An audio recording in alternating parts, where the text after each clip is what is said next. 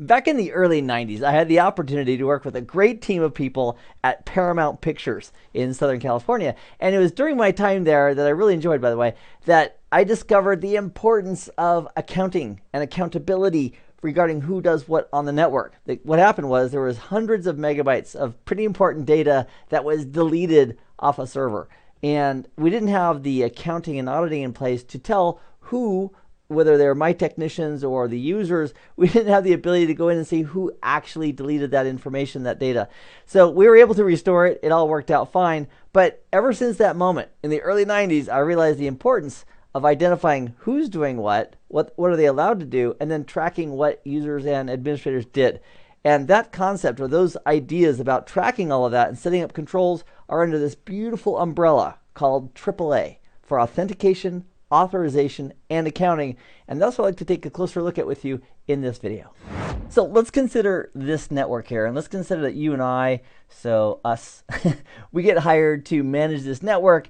And my question for you is, do you think we might need access to this multi-layer switch, core 1? And how about this one, core 2? And maybe the access layer switch, so we can configure access ports and trunking and so forth. And perhaps this router, router 1 and router 2 and router 3, and the Nevada switch and the Florida switch, et cetera, et cetera.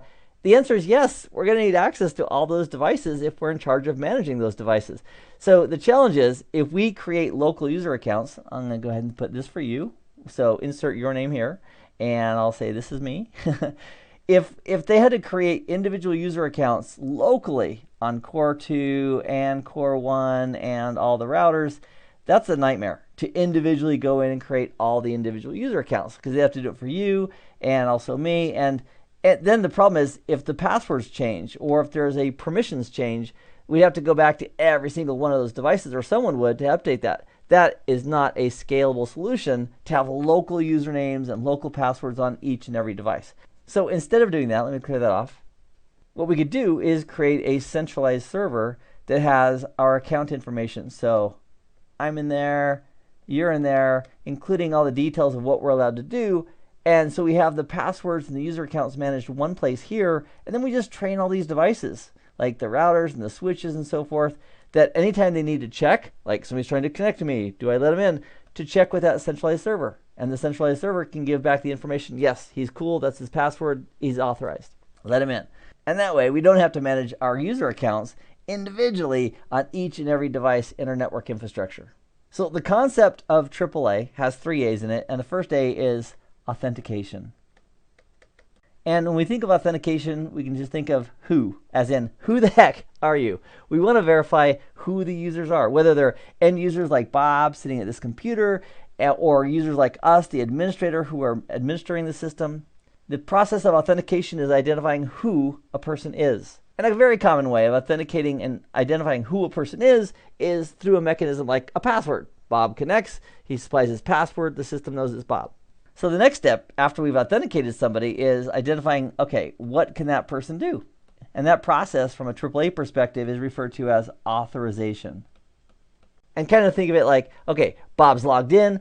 Is he allowed to go into privilege mode? Or Bob is connecting to this switch. Is he allowed to send traffic through the network? And that's why it's important to have authentication first, to identify who an individual or entity is, and then specifying the authorization of what that individual, once we know who they are, what they're allowed to do.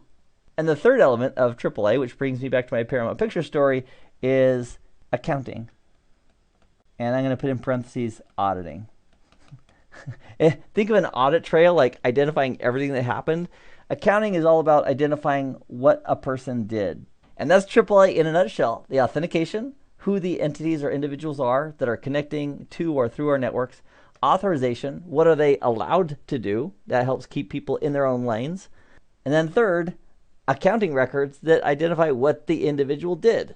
And these rules regarding AAA, they can apply to users who are just trying to send traffic through the network. They can also apply to administrators who are connecting to the various network devices for the benefit or purpose of management and configuration and so forth of those network devices. Also, it's important to know early on that when somebody says in the context of AAA, when they talk about a user, it's not really clear without more information. Are they talking about an end user who's going through the network trying to get out to the internet or some other resource? Or are we talking about an administrator who is also a user who is trying to access a network device for configuring or managing that device. So the short story is, if somebody's talking about a user, we might want to ask a little bit more information. Are we talking about an end user or an administrator? Just to help make sure we're on the same sheet of music as the person we're talking to. And one great way to help reinforce this idea of AAA, authenticating, authorizing, and accounting, is sort of like going to a bank. Let's think about that. If you and I walked into a bank and we wanted to make a withdrawal, they're going to do AAA. They're going to first do the authentication. Who are you? And we'd have to prove who we are. We could prove who we are with a bank card and some ID and so forth. So that's the authentication piece. Then, if we ask for, we want to withdraw, 10 units of money, whatever that is, euros, dollars, etc., they would basically figure out whether or not we're allowed to withdraw that money. And part of that would be how much money do we have in the bank and so forth. That would be the authorization part. We're authorized to make that withdrawal.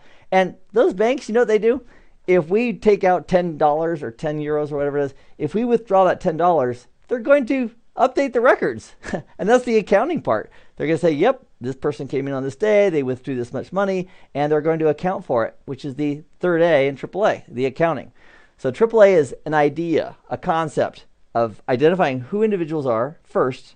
Secondly, controlling what they're allowed to do or authorized to do. That's the authorization. And then third is accounting and tracking and auditing what that individual or entity did while they were on the network, in the case of AAA. And in the next video, we'll take a look at some of the building blocks that allow us to do AAA in our current networks today. So I'll see you in that video in just a few moments. Meanwhile, I hope this has been informative for you, and I'd like to thank you for viewing.